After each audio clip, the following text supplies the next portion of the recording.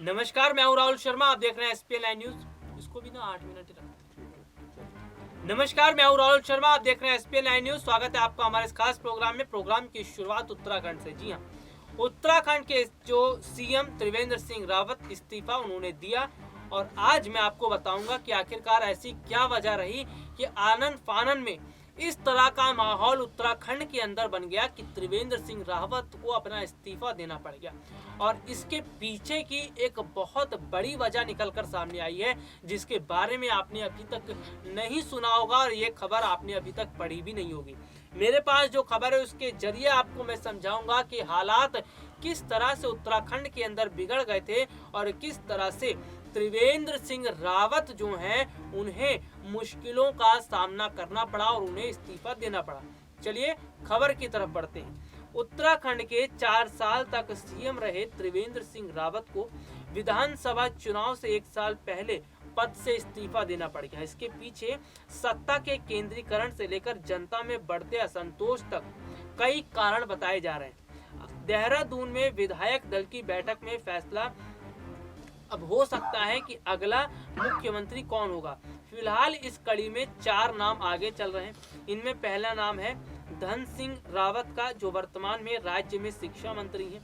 दूसरा नाम अनिल बलूनी का है, जो कि राज्यसभा सांसद हैं। तीसरा नाम भाजपा सांसद अजय भट्ट का है और चौथा नाम है केंद्रीय मंत्री रमेश पोखरियाल निशंक का।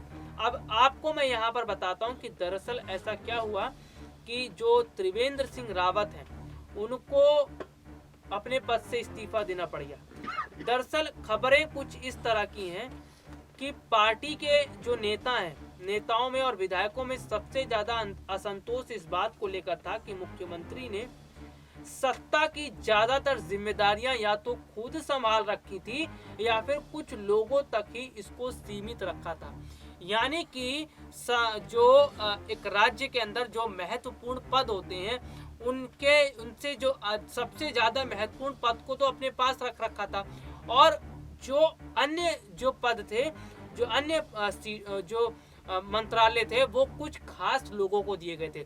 और ये बात ना तो बीजेपी के जो नेता थे उन्हें पसंद आई थी और ना ही जनता को, क्योंकि सबसे बड़ी बात है कि सारे काम त्रिवेंद्र सिंह रावत कर रहे थे और वो भी सही ढंग से नहीं कर रहे थे। और बीजेपी नेता इसलिए नाराज थे कि उनको तो कोई अहमियत ही नहीं दी जा रही थी।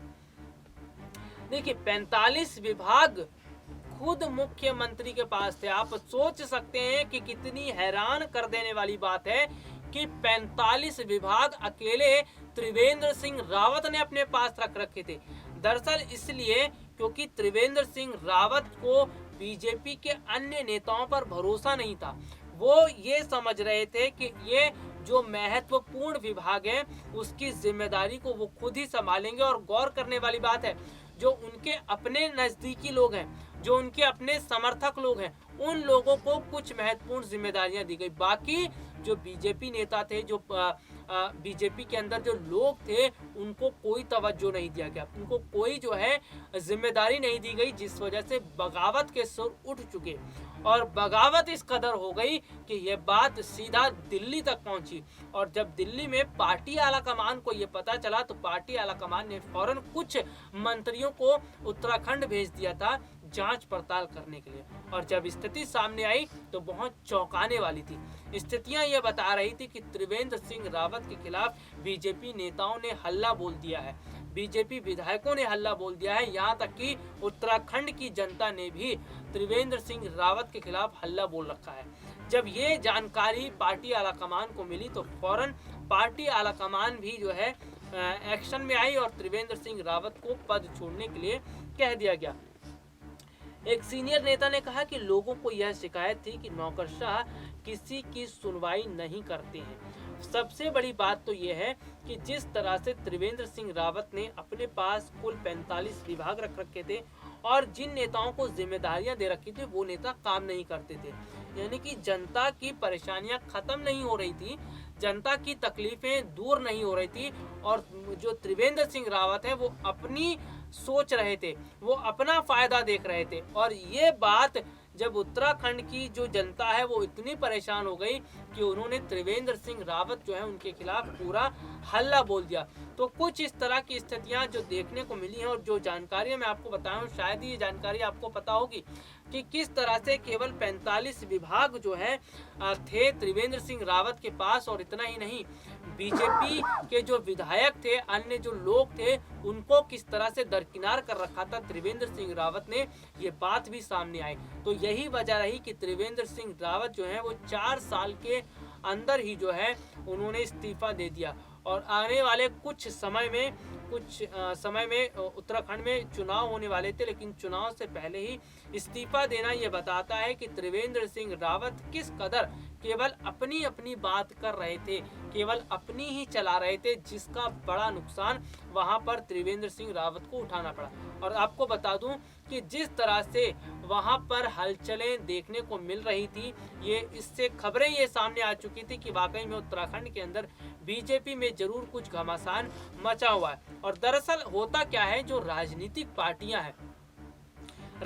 पार्टियां जब सत्ता पर बैठती हैं और जब जनता को दरकिनार करती हैं, अपनी पार्टी के लोगों को दरकिनार करती हैं, तो इससे ना सिर्फ जनता परेशान होती है बल्कि पार्टी के लोग भी बागी हो जाते हैं। और यहाँ पर पार्टी के जो लोग थे, बीजेपी लोग थे, वो लोग बागी हो गए और उन्होंने एक साथ हल्ला बोल दिया। और हल्ला बोलने के बाद तो त्रिवेंद्र सिंह रावत की मुश्किलें लगातार बढ़ती चली गई और इस कदर बढ़ी कि त्रिवेंद्र सिंह रावत को इस्तीफा देना पड़ गया। तो ये कुल खबरें मैंने आपको बताया कि किस तरह से उत्तराखंड के अंदर बनी हुई थी और किस तरह के हालात जो है वो उत्तराखंड के बने हुए थे। और चुनाव की मैं बात करूं तो जिस तरह से देश के 5 राज्यों में विधानसभा चुनाव है, अगले साल उत्तर प्रदेश में विधानसभा चुनाव है, उन चुनाव पे भी हम बकायदा काम कर रहे हैं। उन चुनाव से जुड़ी जानकारी मैं आपको पहुंचा रहा हूं, उन चुनाव से जुड़ी एक एक अपडेट मैं आपको पहुंचा रहा हूं, चाहे वो ब्रेकिंग न्यूज़ के माध्यम से हो, चाहे वो खबरों के माध्यम से हो, अपने प्रोग्राम के माध्यम से हो। तो तमाम जानकारियां मैं आप तक पहुंचा रहा हूं कि जो हमारे दर्शक हैं उनको जानकारियां मिलती रहें चुनाव की भी।